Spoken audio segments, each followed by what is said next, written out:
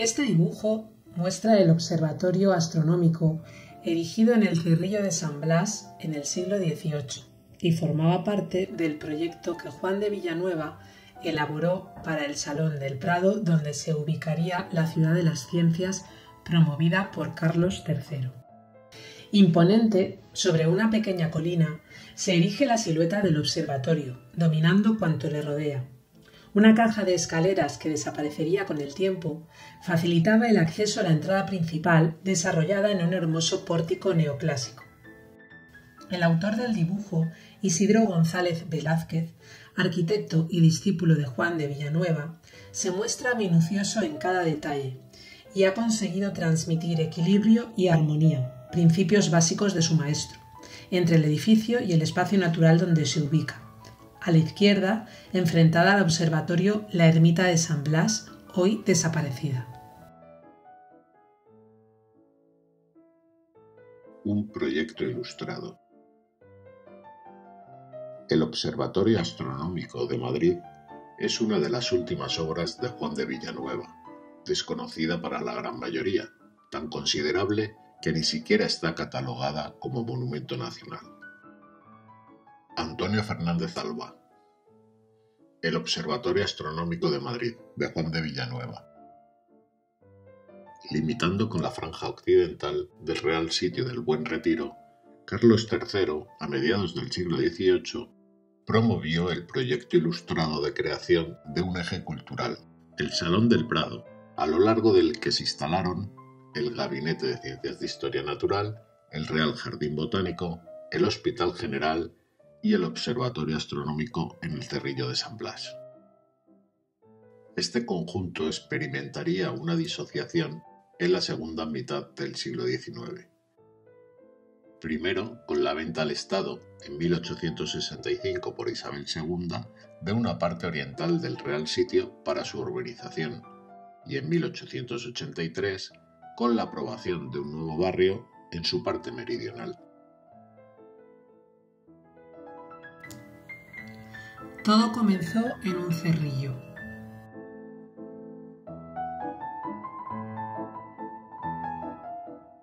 El Cerrillo de San Blas, promontorio de 664 metros de altitud, quedaba justo en la parte final del camino que conducía al santuario de la Virgen de Atocha, en un hueco entre el olivar de los Jerónimos, la tapia del Buen Retiro y el olivar de Atocha. A finales del siglo XVI se construyó la ermita dedicada a este santo sobre el cerrillo que le daría nombre, incluida también en el plano de Teseira.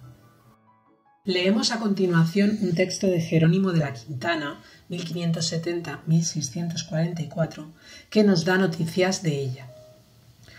Fundó la ermita de San Blas la Piedad de Luis de Paredes Paz, por el año de 1588 a 3 de abril, encima de unas cuestas.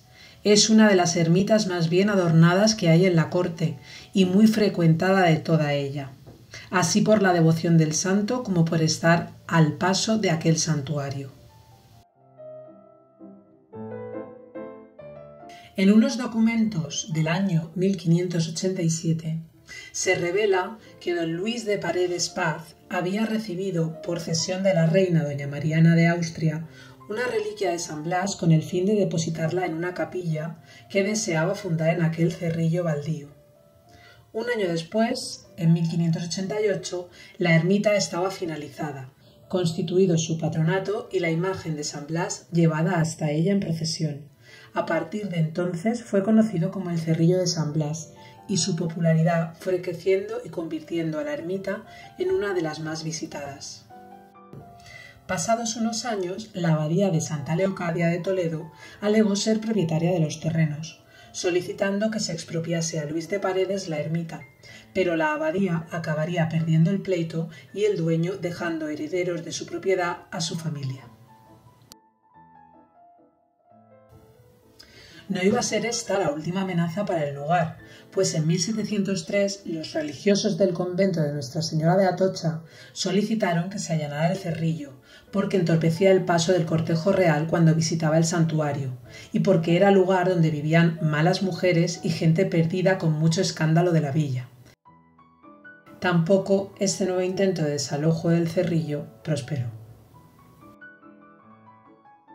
A finales del siglo XVIII, como ya sabemos, se asignó a estos terrenos un uso cultural, que supuso una gran transformación, pues con la creación del Salón del Prado se destinó el Cerrillo de San Blas como lugar idóneo para situar el Real Observatorio Astronómico.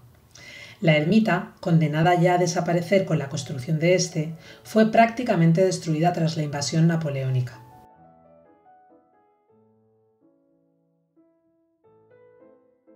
Desde los primeros años del siglo XIX, los terrenos del Cerrillo y el patronato fueron pasando a distintos dueños que introdujeron cambios significativos como el desmonte y las fragmentaciones de algunas tierras.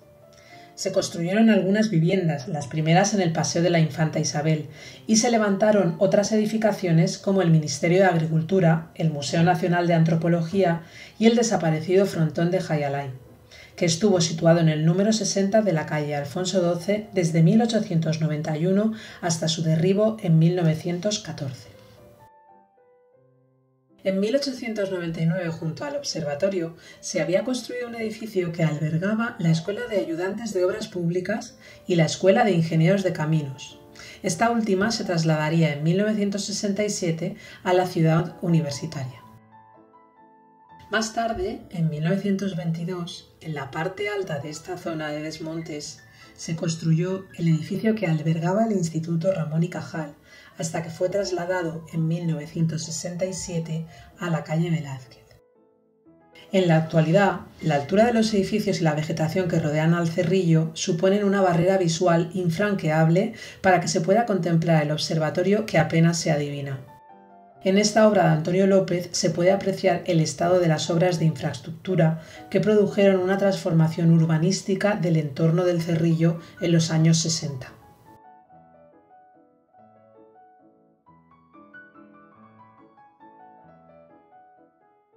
La necesidad de un observatorio astronómico.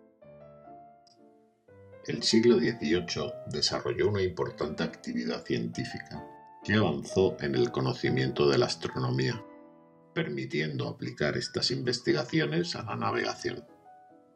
España, aunque había perdido la hegemonía en el mar, contaba en el siglo de las luces con una nómina de ilustres marinos, entre los que destacaban José Mendoza y Ríos y Jorge Juan. Esta actividad científica propició la consolidación en Europa de observatorios astronómicos para los que se buscaban emplazamientos privilegiados, capaces de permitir la instalación de complejos y grandes instrumentos innovadores de investigación.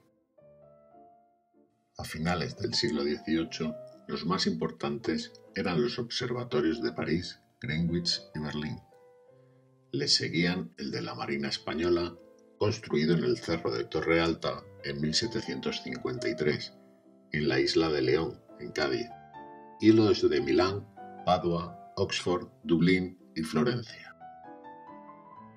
Así las cosas en Europa, no es de extrañar que se hiciera necesario dotar a la capital de otro observatorio, además del de Cádiz. La propuesta al rey para construirlo partió de Jorge Juan, y su gestión fue acometida por el conde de Floridablanca. No era la primera vez que el marino estaba implicado en un proyecto para dotar a Madrid de un observatorio. En el reinado de Fernando VI, el Colegio Imperial, por iniciativa del padre Juan de Pendlingen, cosmógrafo mayor de Indias, había convertido alguna de sus aulas en lugar para albergar un observatorio. A Jorge Juan se le encargó la compra de libros e instrumentos para este, gracias a los que se pudo contemplar un eclipse de luna en 1750. La caída en desgracia de los jesuitas en 1767 hizo fracasar la andadura de este observatorio. Pero Jorge Juan no abandonó y continuaría con el proyecto de edificar un nuevo observatorio en la corte. En 1770 había sido nombrado director del Real Seminario de Nobles en Madrid, donde tuvo especial interés en fomentar la enseñanza de las matemáticas y la física. Fue en ese momento cuando manifestó al rey Carlos III su pretensión de crear el Real Observatorio Astronómico, lo que el monarca acogió con benevolencia. Hacia la construcción. El proyecto de Juan de Villanueva. No hay documentos que avalen que fuera el rey Carlos III el que propusiera directamente a Juan de Villanueva el encargo en 1770, pero sí conservamos una carta en la que el arquitecto se dirige a Floridablanca, mostrando su disposición a ofrecerle un presupuesto para la ejecución del observatorio astronómico totalmente de nueva planta en el sitio próximo a la ermita de San Blas. Tampoco queda constancia de la definitiva aprobación del rey de los planos que hiciera Villanueva. Lo único seguro es que el edificio comenzó a construirse en 1790, bastantes años después, ya en el reinado de Carlos IV. En un documento fechado en Aranjuez el 13 de junio de 1790, el conde de Floridablanca dispone que se hagan los pagos del importe de los materiales y demás necesarios a la construcción del observatorio astronómico que ha mandado el rey se ejecuten en unos de los altos del Real Sitio del Buen Retiro. Este lugar no era otro que el Cerrillo de San Blas, y Villanueva situó el edificio del observatorio al norte de la ermita. Entre 1790 y 1795 dirigiría las obras. Hay que tener en cuenta que, aunque éstas no se habían comenzado con Carlos III, sí se debieron de hacer gestiones para su dotación, pues en 1785 consta la solicitud de compra de varios instrumentos de física y la propuesta de adquisición de una biblioteca científica a la venta en París. También comenzaron a trasladarse pensionados por este rey al extranjero con el fin de adquirir conocimientos en la ciencia de la astronomía.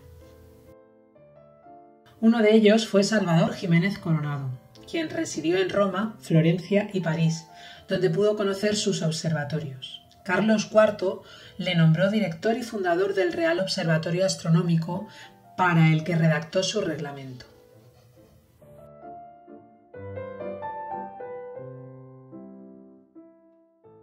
Se erige el observatorio.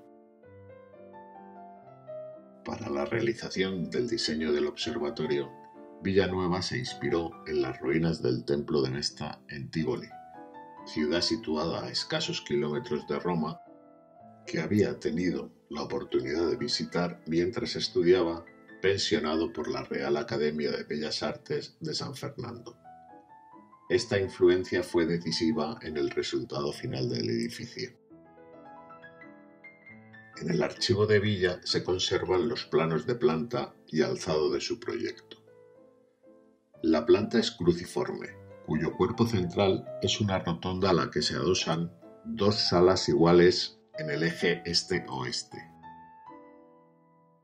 En el alzado apreciamos que sobre la rotonda se eleva un templete de planta circular de 16 columnas jónicas, con otras tantas pilastras, en las que se apoyan las vidrieras que cierran los espacios entre las columnas. Para acceder al interior de la rotonda se hace desde los lados norte y sur. En este lado sur se encontraba la entrada principal, consistente en un pórtico compuesto de 10 columnas de orden corintio y 4 pilastras. El piso superior remataba en 2 cupulines. En un dibujo custodiado en el Ayuntamiento de Madrid, se pueden ver en el pórtico 2 hornacinas que albergaban esculturas, un antepecho de remate y un grupo escultórico con 2 putti. Como buen ilustrado, Villanueva quiso integrar la funcionalidad de la arquitectura con el entorno. De ahí que eligiera un lugar aislado y elevado, un lugar sin apenas vegetación y solitario, propicio para observar el cosmos, también solitario y deshabitado. La colina de San Blas se adecuaba a la perfección a este planteamiento, y de todo ello es una magnífica expresión el dibujo de Isidro González Velázquez, del que ya nos ocupamos. El dibujo. Si nos fijamos en este dibujo del Museo de Historia de Madrid sobre el promontorio del Cerrillo, el edificio contempla el perfil de la ciudad, poniendo así en valor la idoneidad del emplazamiento para la observación astronómica. Como en todo el dibujo, Isidro Velázquez consigue captar el alma del proyecto de su maestro. Existe otro dibujo a tinta y aguada de colores en los fondos de la Biblioteca Nacional, prácticamente idéntico y firmado también por Isidro Velázquez. Volvemos al dibujo del museo y abajo, a la izquierda, encontramos la ermita que quedó al margen de la construcción. Alrededor del solitario promontorio, algunos árboles y una escasa vegetación incorporan la naturaleza en consonancia con la importancia que a la vegetación se le otorgaba en los espacios del Salón del Prado concebidos para el paseo. Nuestro dibujo está fechado en 1790-1791, es decir, antes de que Isidro Velázquez realizara su viaje a Roma, aunque puede ser posible que lo dibujara en 1796, tras su regreso. Al comparar el edificio del dibujo, que corresponde a lo que vio ya edificado, observamos que se hicieron algunos cambios apenas perceptibles en relación con lo proyectado inicialmente por Villanueva en los planos que antes hemos visto. Las ventanas altas de los extremos de la fachada principal sobrepasan la cornisa, sin que esto se contemplara inicialmente. La linterna de vidrio que coronaba la cúpula ha sido reducida a soporte de veleta, con la que se habría renunciado al óculo abierto de la cúpula que la linterna cubría. La cornisa, que inicialmente era lisa, ahora se adorna con modillones y molduras dentadas. Si seguimos observando el dibujo, nuestra mirada se detiene en el cuerpo que sobresale a la izquierda del promontorio. Este es uno de los elementos que más nos extraña, tanto por su forma troncocónica como por no conocer la función que podría tener. En realidad se trata de un cuerpo de escaleras para acceder al edificio que unía el nivel inferior de cota con la más alta de la plataforma circular sobre la que asentaba el observatorio. En su interior, este cuerpo tenía una doble escalera. Estaba coronado por un antepecho de grandes sillares de granito que servía de mirador sobre la calle y glorieta de Atocha. Hasta muy entrado el siglo XIX todavía era posible verlo tal y como aparece en el dibujo de Isidro González. Su semejanza con un templo egipcio está en consonancia con el gusto que por aquel arte oriental tenían tanto Villanueva como su discípulo Isidro. Hoy se encuentra enterrado, pero en buen estado de conservación, de modo que sería posible y deseable recuperarlo. Villanueva planteó en esta fachada sur y con la escalera de acceso la entrada principal de orden corintio. Actualmente se ingresa por la fachada trasera al haber privado al Retiro de su salida hacia Atocha. Isidro González Velázquez mantuvo en el dibujo otros elementos ideados por su maestro: el tarjetón del entablamento sobre las 6 columnas frontales del pórtico, donde 2 putti sostienen la bola del mundo, y los 2 únicos cupulines que flanquean el templete acristalado sobre la entrada norte y de los que solo se ve uno en el dibujo. Para concluir con este análisis, hay que tener en cuenta que parte de lo que Isidro Velázquez nos muestra no fue el edificio definitivo, pues hasta 1808 Villanueva estuvo trabajando en introducir cambios sobre el que protagoniza este dibujo, ya que acabaría suprimiendo el tarjetón del pórtico, que nunca llegó a realizarse, y el dado de la escalera, que transformó en unas gradas en ángulo. Por lo tanto, en el dibujo estamos viendo una realidad del observatorio que nunca llegó a existir. En marzo de 1808 estaba todo prácticamente concluido.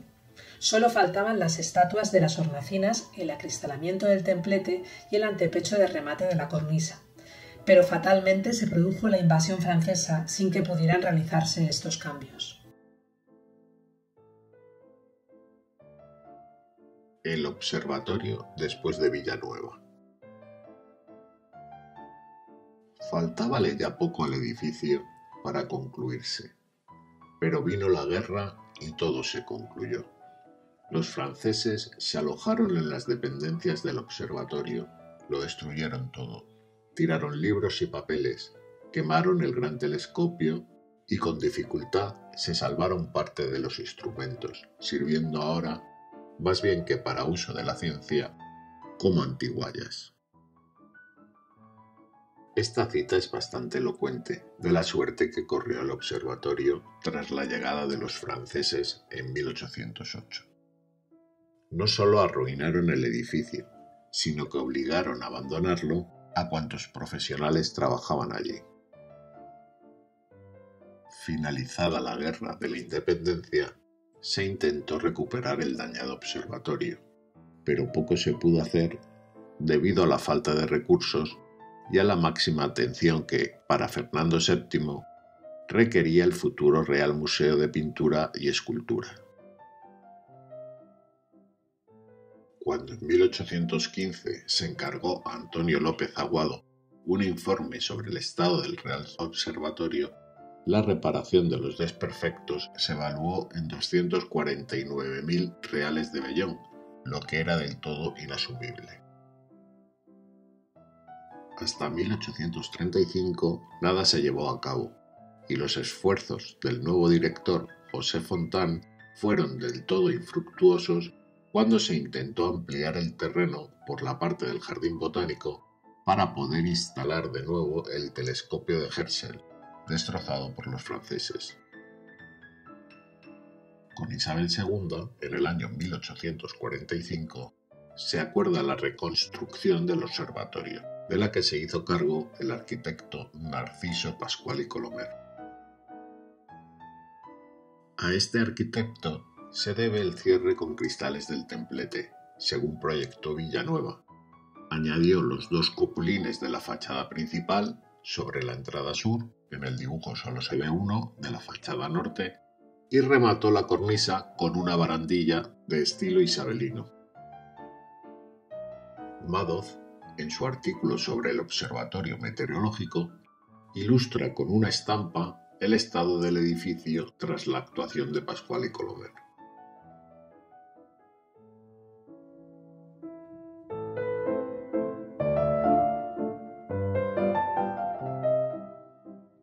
Isidro González Velázquez, el arquitecto que dibujaba.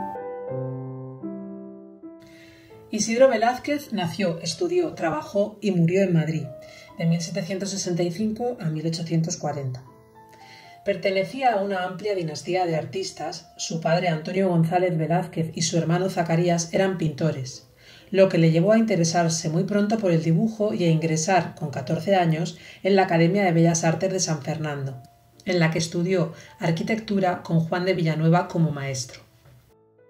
Isidro González Velázquez firmó siempre como Isidro Velázquez, pues ya a su padre se le abrevió el segundo apellido en las actas de la Academia de San Fernando para evitar ser confundido con el pintor navarro Antonio González Ruiz. Uno de los trabajos más interesantes que realizó como estudiante en la Academia fue participar con 11 dibujos en la ilustración del libro del arquitecto José Moreno, titulado Viaje a Constantinopla, en 1784. Su buen hacer académico hizo que Villanueva solicitara su colaboración como ayudante en sus proyectos. Sorprendentemente, interrumpió su carrera al no presentarse a las pruebas para graduarse como académico y decidió posponer la finalización de sus estudios y la posibilidad de obtener un empleo en la corte. Su deseo era perfeccionarse en Roma, no solo en él, su arte, sino también en los de pintura y escultura, física y otros ramos conexos. Es muy probable que Villanueva considerase que le sería de gran utilidad estudiar en las ruinas antiguas como lección para aplicar en sus proyectos como el del Observatorio Astronómico, en los que Isidro se estaba formando.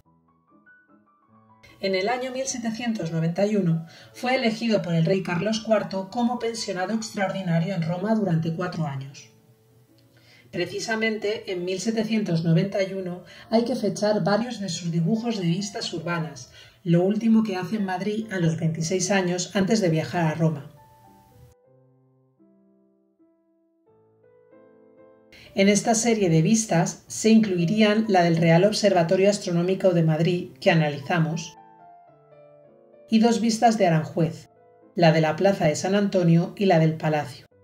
Si bien, como ya se ha señalado en lo relativo al dibujo del observatorio, Pedro Moleón deja abierta la posibilidad de que hubiera sido realizado tras su vuelta en 1796, pudiendo haber aplicado cuantos conocimientos adquiriera en su viaje.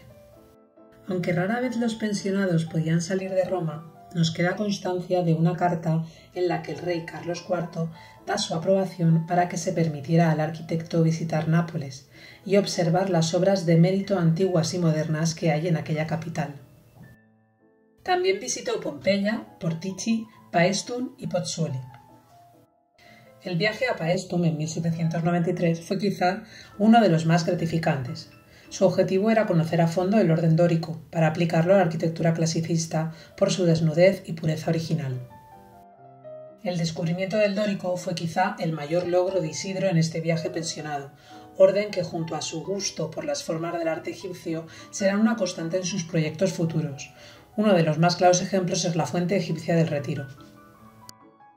El 21 de junio de 1796, Carlos IV le concede licencia para regresar a España, viaje de vuelta en el que no dejó de tomar nota de cuanto descubría a su paso. Cumpliendo y bien aprovechado el tiempo que se le designó, regresó por real orden a su patria viniéndose por Francia.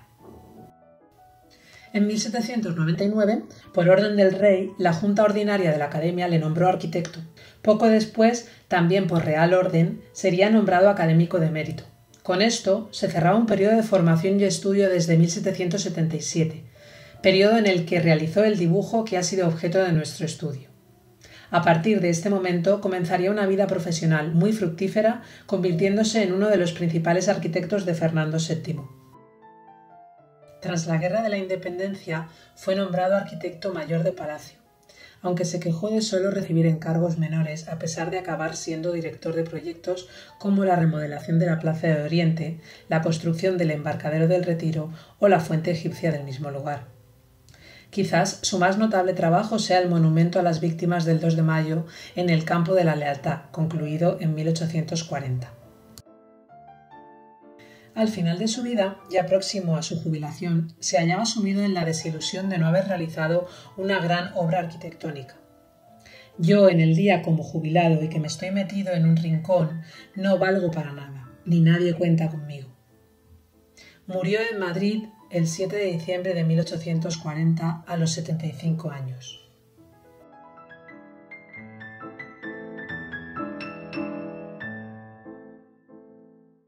Un dibujo contemporáneo para un proyecto contemporáneo. Tras las intervenciones de Pascual y Colomer, a partir de 1865, el nombre oficial del observatorio pasó a ser el de Observatorio Astronómico y Meteorológico de Madrid. En 1974 se encargó al arquitecto Antonio Fernández Alba el proyecto de consolidación y restitución histórica del edificio, que finalizó en 1979. Con esta intervención se ha intentado volver a su estado original, más cerca de la intervención de Pascual y Colomer que del proyecto de Villanueva o del dibujo de Isidro González Velázquez.